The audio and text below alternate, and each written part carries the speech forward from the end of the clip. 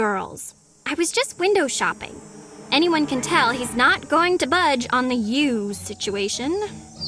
It was just nice to spend a little time with him instead of the idiot boys on campus.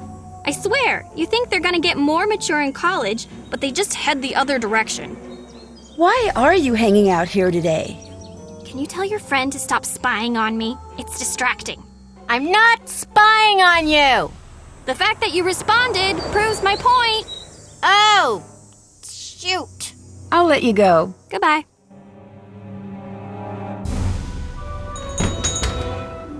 Nancy, happy to see that you're doing all right.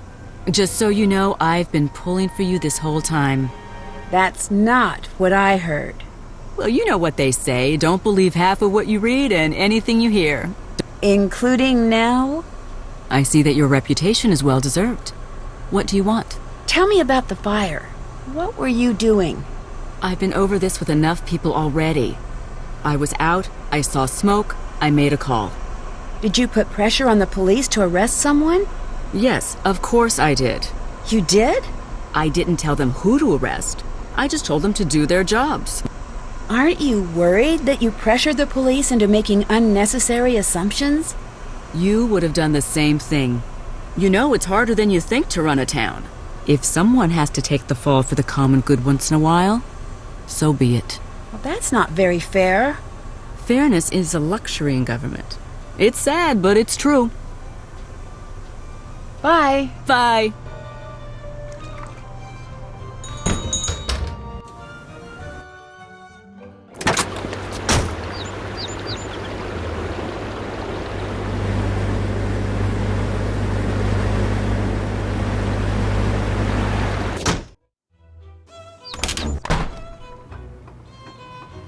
Look who's out!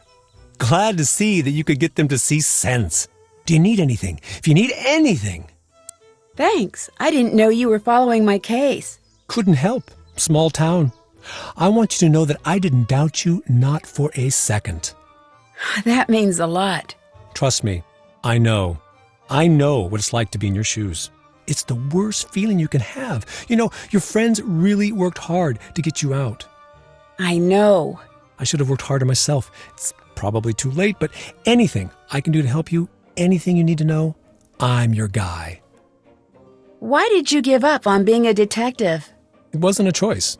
The cases stopped coming. What do you know about Tony? She railroaded you. Practically dropped the police at your door. Either she just hates you, or she's up to something that only you could crack.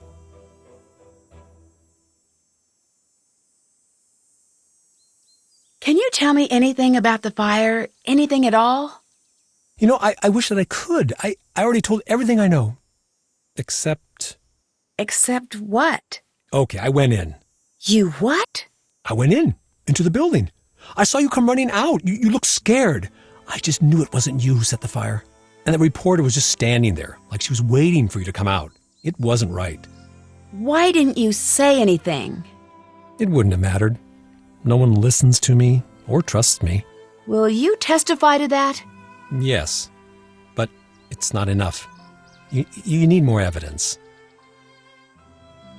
Why did you go into the town hall when it was burning? The time capsule. Bennington told me he'd put the magnifying glass somewhere I wouldn't find it for years and years. I always assumed he meant in the time capsule. I was just hoping to finally be able to say, see? I didn't do anything. But I guess it's gone now. Why did you become a detective in the first place? I was pretty young at the time, and back then my parents owned a shop, much like this one. I wasn't much into the news then, but I knew in those days people didn't much like immigrant families like ours. One night, someone threw rocks through the plate glass window, completely shattering it. My parents were very upset, but they were afraid to go to the police. It wasn't done where we were from. So I took it upon myself to catch the culprit. Did you? Never did.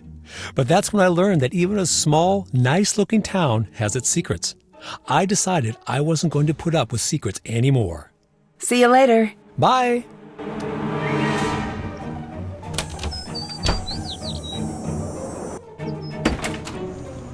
Nancy, how are you adjusting to life on the outside? Fine, thank you. I'm not in the mood to do an interview. That's okay. Everything you say will be off the record. You're still holding your microphone. Sorry. Habit. Still holding it. All right. You're good. Word of warning, I will get the exclusive. I always do. Why wasn't your van at the fire? It was. I just came separately. I share the van with other reporters sometimes. Can you tell me a little bit about your van? I never pictured myself as the kind of person to drive around in a van. But I have to admit, this one is pretty cool. Why is that? First thing, it's less of a van and more of a mobile action center. I spend more time in here prepping stories than I do at home. Why are you playing me up as the villain in the media? I'm just doing my job. I'm letting the world know about all of the suspicious things you've done. You should be reporting on the truth, not trying to grab a better job. My life is at stake. Mine too. And anyway, what good does telling the truth do if no one can hear you? You have the reputation of being the first on the scene. How do you do that? When news breaks, I get there first. Yes, I've seen the ad. I mean, how do you make it to the scene first? It's a secret of the trade. You were at the scene of the fire so fast. How did you manage that? It's my job to be ready at a second's notice. Some people think I'm just lucky. I prefer to think I'm just that good. Do you mind if I look around in the van? Yes, for a variety of reasons, Nancy. First, it's mine, so no. Second, I have dirt on everyone in this town in here. And as a journalist, it's my ethical duty to make sure that all of the embarrassing footage I've got stays private until such a time that it is fit for broadcast. You mean, like blackmail? No. No. Is that what you think of me? It's not blackmail. It's fact-checking. I have to balance the individual's right to privacy with the public's need to know. You didn't exactly extend that courtesy to me. Didn't I? I think the public needs to know everything it can about the alleged criminal activities of the local self-appointed do-gooder. Is there a way I could get in touch with you later? Good question. Why don't you take one of my cards? Is this your cell phone number? Yes. Bye. Goodbye.